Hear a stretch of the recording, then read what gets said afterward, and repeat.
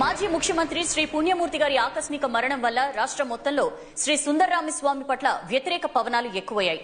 పుణ్యమూర్తి మరణానికి శ్రీ సుందరరామస్వామి కారణమన్న అభిప్రాయం ఊరూరా వ్యాపించింది. దుష్ట శక్తి దుష్ట శక్తి సుందర్ సుందర్. ఎలక్షన్ దగ్గరకు వస్తోంది. ఈలోగా మన దగ్గర ఉన్న ఆధారాలు బయట పెట్టగలమో లేదో తెలియట్లా. తను దీనికి వాల్యూ లేకుండా చేసింది కాదు. అది కాకుండా వీరి మీద జనం కోపంగా ఉన్నారు. ఇప్పుడు చనిపోయిన వ్యక్తి మీద నింద వేస్తే వీరి మీద కోపం ఇంకా ఎక్కువ అవుతుంది. మన దేశంలో మరణించిన వాడు త్యాగి కదా.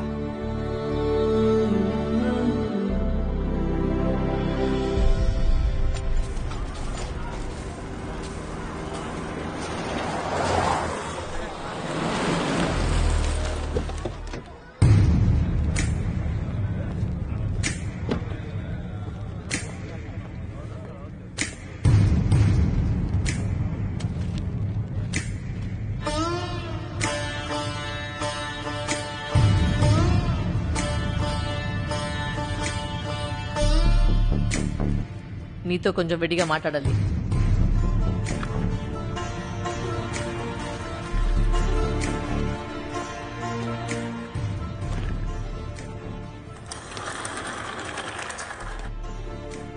ఇక్కడ రహస్యాలుండవు, అందరూ ఒక్కటే. ఓకే, ఇప్పుడున్న సిచ్యువేషన్ నీకు అర్థమై ఉంటుంది. నువ్వు ఒక వార్డ్ కౌన్సిలర్గా కూడా గెలుపొందలేవు.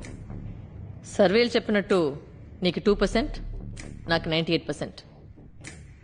నీకు ఒక డీల్ తీసుకొచ్చాను. నువ్వు ఇవాళే అమెరికా వెళ్ళిపోవాలి. ఉదయం జరగబోయే ఎలక్షన్కి నువ్వు ఉండకూడదు. తర్వాత నువ్వు నాకు చాలా పని పెట్టావు. ఇన్ఫాక్ట్ హెల్ప్ చేశావు. 175 ఏరియాల్లో నాకు ఎవరెవరు శత్రువుల్లో నువ్వు ఎలక్షన్లో నిలబట్టి ఆధారం చూపించావు. వాళ్ళ మీద 175 కేసులు రెడీగా ఉన్నాయి. ఎలక్షన్ అయిన ఒక్క వారంలో వాళ్ళంతా ఏమవుతారో చూడు. ఒక్కొక్కడిని వేటాడతాను. సూసైడ్, యాక్సిడెంట్, గంజా కేసులన్నీ అడ్రస్ లేకుండా అంతం చేస్తాను.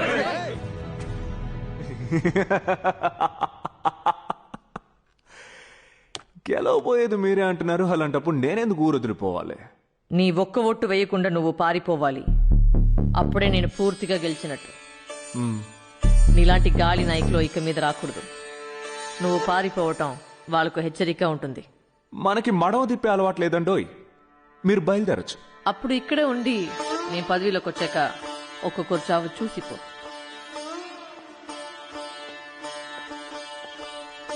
పాపా,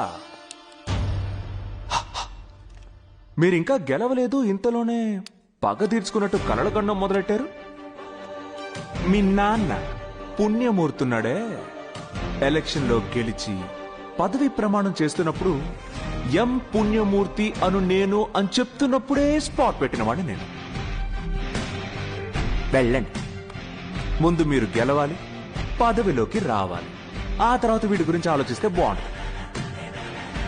ఇంకా ఒక్క రోజులో ఏం మారతాయో మారబోతున్నాయో ఓ మూల నుంచొని వేడుక మాత్రం చూడండి. I'm a corporate criminal. మీరు కడుపులో ఉండగానే క్రిమినల్ అని తెలుసు. బయలుదేరండి.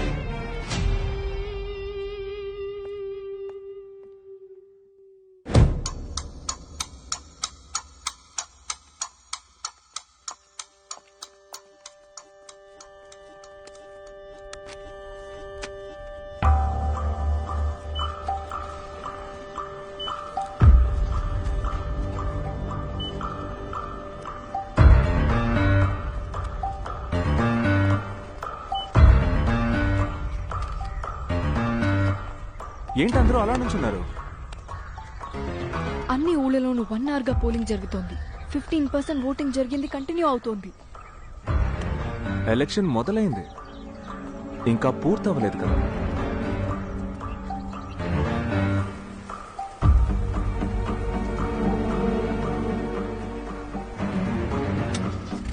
బండి బూతుకు పోనీ. ఉదయం 7 గంటలకు మొదలైన ఓటింగ్ కార్యక్రమం ఎంతో వేగవంతంగా జరుగుతోంది. ఆడవారు, మగవారు, యువతీ యువకులు వారి వారి ఓట్లను ఎంతో ఉత్సాహంతో వేస్తున్నారు. బ్రేక్ చేద్దాం. కన్ఫర్మ్ న్యూసా? అవుననుకుంటాను. ఇప్పుడే అందిన వార్త. మాజీ ముఖ్యమంత్రి శ్రీ పుణ్యమూర్తి గారి మరణానికి కారణమైన సుందర్కి వ్యతిరేకంగా అదృశ్యమైన ఆధారాలు మళ్లీ దొరికినట్టుగా తెలుస్తోంది. దీని గురించి పత్రికా విలేకరి కోరాడ భరత్ కుమార్ తన ట్విట్టర్ పేజీలో రాసుకున్నారు. సుందర్కి వ్యతిరేకంగా అదృశ్యమైపోయిన ఆధారాలు కలిగిన పెట్టె తన వద్దే ఉన్నట్టు నేటి ఉదయం శ్రీ పుణ్యమూర్తి గారి కూతురు కోమలవల్లి గారి ఆఫీస్కి తాను వెళ్లినప్పుడు ఎన్నికలు జరుగుతున్న సమయంలో ఇటువంటి ఆధారాలను వెల్లడించడం ఎన్నికల నిబంధనలకు విరుద్ధమని చెప్పి కోమలవల్లి గారు పెద్ద మనసుతో తిరస్కరించినట్టు తెలియజేశారు. ఎన్నికలు పూర్తయిపోయిన తర్వాత రోజు సుందర్కి వ్యతిరేకమైన ఆధారాలను తాను బయటపెడతానని ఆమె చెప్పారు. పానిక్ అవ్వకండి. ఆ భరత్ కుమార్ పేరుతో ట్వీట్ చేసింది నేనే. సార్ ఏంటి, నీకు వ్యతిరేకంగా ట్వీట్ నువ్వే పెట్టావా? సుందర్, అసలే 2% ఓట్లు కూడా పడతాయో లేదో తెలియట్లా. ఇప్పుడు ఎందుకు ఈ పని చేసావు? గాయ్స్, ఇంకా 6 గంటల టైం మన చేతిలో ఉంది. ఇక గడిచే ప్రతి క్షణం మనకెంతో ముఖ్యమైంది. నేను చెప్పింది మాత్రమే చేయండి. అర్థం కాకపోతే అడగండి. ఓకే? ఇది సుందర్ పనే. వాడికి వ్యతిరేకంగా వాడే ఆధారాలు ఉన్నాయంటున్నాడు. ఎలక్షన్ ముందు అలాంటి ఆధారాలు బయట పెట్టకూడదని నువ్వన్నట్టుగా నీకు మంచి పేరు తెచ్చాడు. ఇంకొకటి పేరుతో వీడు ఎందుకు ట్వీట్ చేస్తున్నాడు? మేడం, మీ నాన్నగారు చెప్పిన ఆధారాలు మళ్లీ దొరికినా ఎలక్షన్ రోజు బయటపెట్టడం ఎన్నికల నిబంధనలకు విరుద్ధమని వద్దని చెప్పారనుకుంటున్నారు. మీరెలా ఇంత మెచ్యూర్డ్గా? ఎలక్షన్ రోజు ఏ విషయాలు అటు చేసినా అది ఎలక్షన్ రూల్స్ మీరినట్టు అవుతుంది. అందుకే ఏదైనా ఎలక్షన్ అయిపోయిన తర్వాత చేద్దామని నేనన్నాను. ఇట్స్ రియల్లీ నైస్ మా. మీ నాన్నగారి madam, one more good news. ఆ కోరాడా.com భరత్ కుమార్ ఇప్పుడు ఇంకో ట్వీట్ పెట్టాడు మేడం. మల్టీనేషనల్ కంపెనీలో సుందర్ తీసుకున్న 2 కంటైనర్ల డబ్బున్న చోటు ట్వీట్ చేశాడు మేడం. కంటైనర్లో ఉన్న డబ్బా? అది మన డబ్బు కదా, వాడిదేని ఎందుకు చెప్పాడు?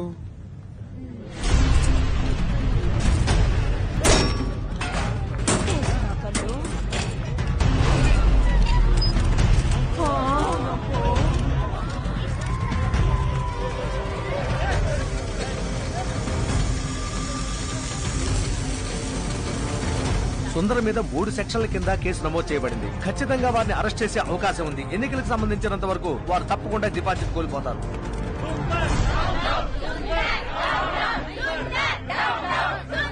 ఎలక్షన్స్ జరుగుతున్న ఈ టైంలో సుందర్ మీద కంటిన్యూస్ గా వస్తున్న కథనాలు విన్ని షాక్ అయ్యాను. ఇది ఎన్నికల రోజు కాబట్టి ప్రజలు డైవర్ట్ అవుతారు.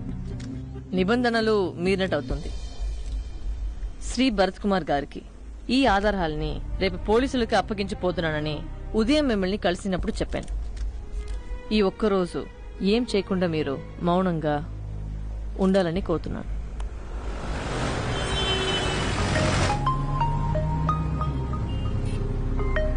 సార్, మనం ఎలక్షన్ లో ఓడిపోయినా పర్వాలేదు సార్. మీరు కొంచెం ట్వీట్ చేయడం ఆపండి సార్. మన కోసం పోలీసులు వెతుకుతున్నారు. మా నాన్న ఫోన్ మీద ఫోన్ చేస్తున్నారు సార్. భలే వాడివే, ముందే చెప్పొచ్చుగా. ఇప్పుడే ట్వీట్ పెట్టాను.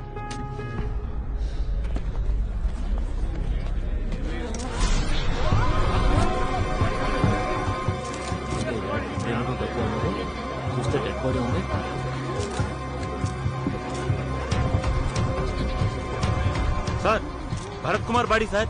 కోరాడా.com భరత్ కుమారా చనిపోయి చాలా రోజులు అయినట్టుంది. ఇప్పుడు భరత్ కుమార్ ప్రాణాలతో లేడా? కోమలవల్లి ఇతని పొద్దున కలిసి చెప్పిందిగా. ఉదయమే ఆధారాలు పాపకిచ్చారని ట్వీట్ చేసినప్పుడు అవును నిజమే అని ఆవిడే చెప్పింది కదా.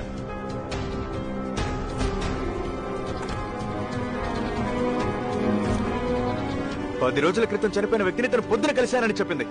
ఉదయం మిమ్మల్ని కలిసినప్పుడు చెప్పాను. ఉదయం మిమ్మల్ని కలిసినప్పుడు చెప్పాను. ఉదయం మిమ్మల్ని కలిసినప్పుడు చెప్పాను. కానీ అతను చనిపోయి 15 రోజులైతే ఉదయం ఎలా కలిసుంటారన్న సందేహం వ్యక్తమవుతోంది. ఈ విషయం గురించి కోమలవల్లిని అడగాలని ఎంత ప్రయత్నించినా ఆవిడ అందుబాటులోకి రాలేదు. టైం 2 అయింది. ఇప్పుడు ఎంత పోలైంటుంది? 45% పోలయ్యాయి. ఎంత లేదన్నా మాక్సిమం 60% పోలవుతాయి.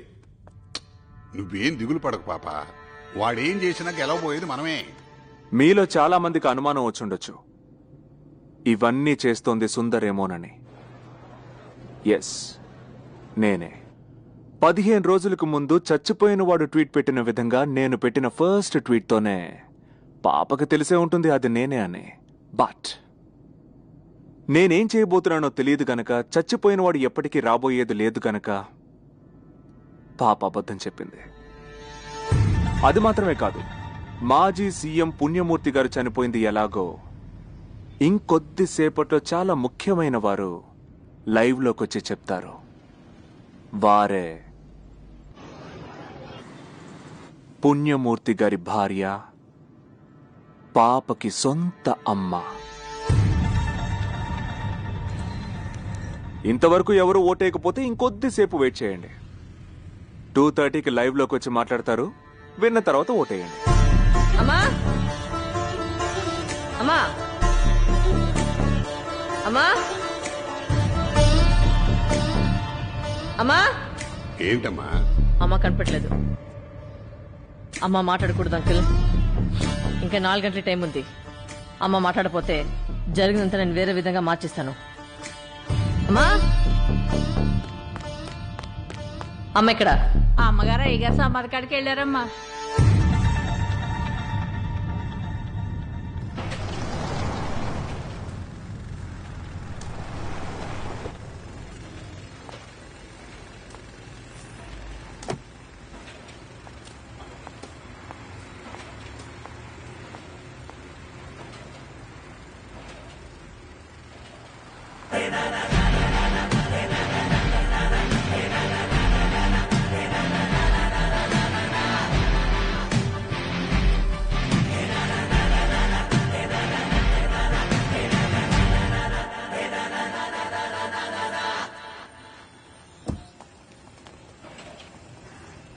ముందుగానే వచ్చారా మీరు?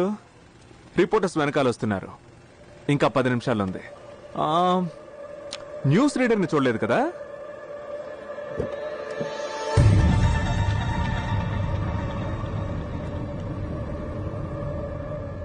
నువ్వు ఎంతసేపు వెయిట్ చేసినా రిపోర్టర్స్ ఎవరూ రారు. ఎలక్షన్ పూర్తి అయ్యాక న్యూస్ తప్పకుండా వస్తుంది. ఏ న్యూస్ చెప్పినా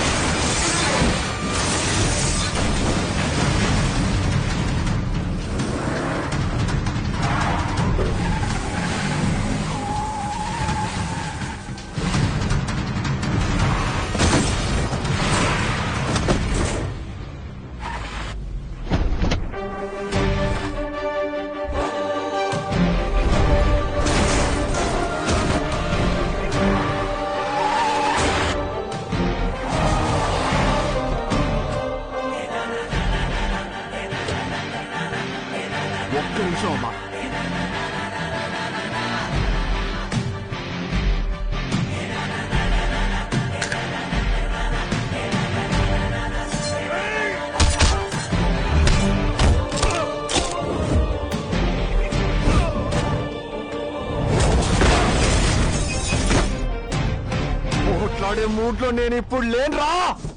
ఇలా చూడండి, సామాన్యంగా నా కోపం రాదు, కానీ ఇప్పుడు చాలా కోపంగా ఉన్నాను.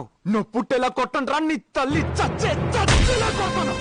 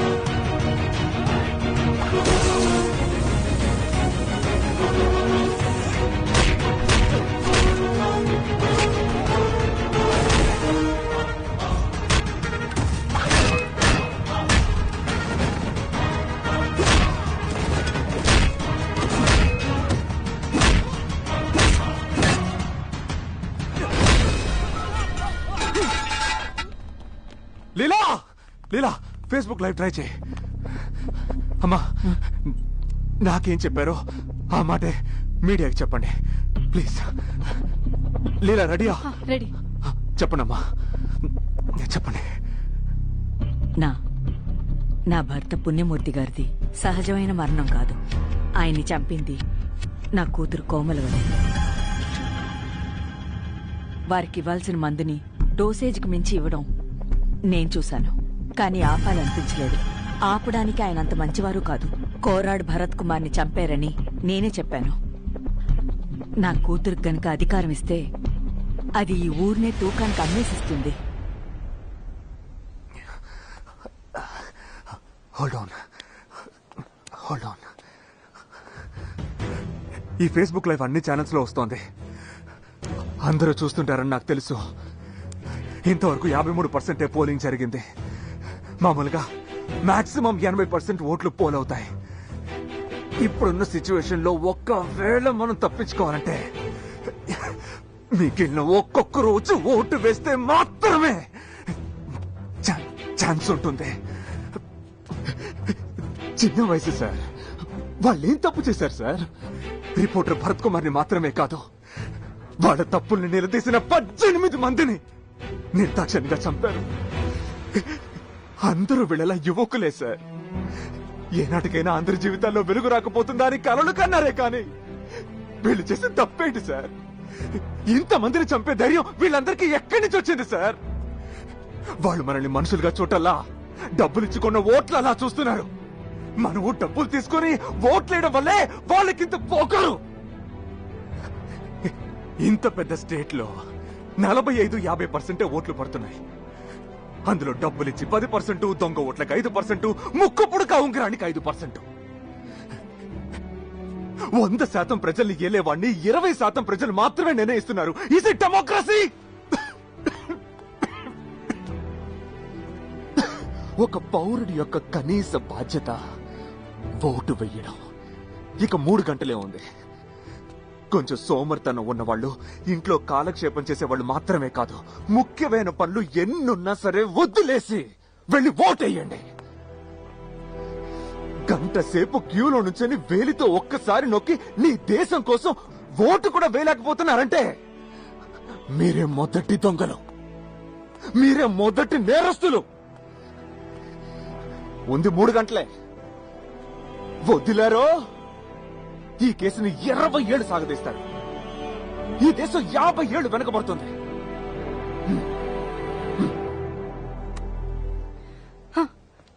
తీయండి మీ ఓటర్ ఐడిని.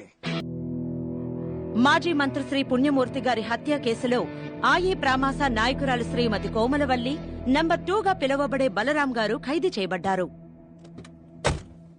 170 మంది ఎమ్మెల్యేలు పార్టీ పేరు లేకుండా స్వతంత్రులుగా ఒకే కూటమిగా గెలిచారు. మీలో ఎవరిని ముఖ్యమంత్రిగా ఎన్నుకోబోతున్నారు? 170 మంది ఎమ్మెల్యేలు, 170 గుర్తులు. ఆశ్చర్యంగానే ఉంటుంది.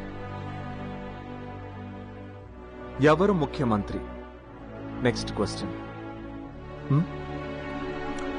మళ్లీ 169 మందిని స్కాన్ చేసి అర్హత గల వాళ్ళని ఎన్నుకోవాలి. నేనెందుకు 169 మంది అన్నానంటే నేను కాకుండా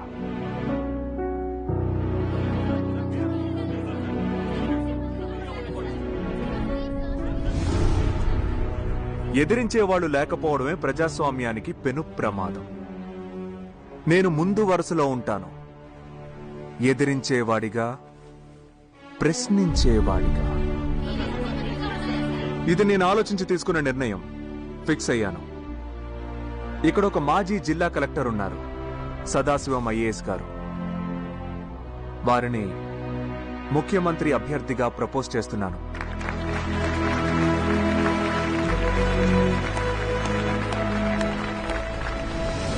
మొత్తం కేవలం 14 రోజులు.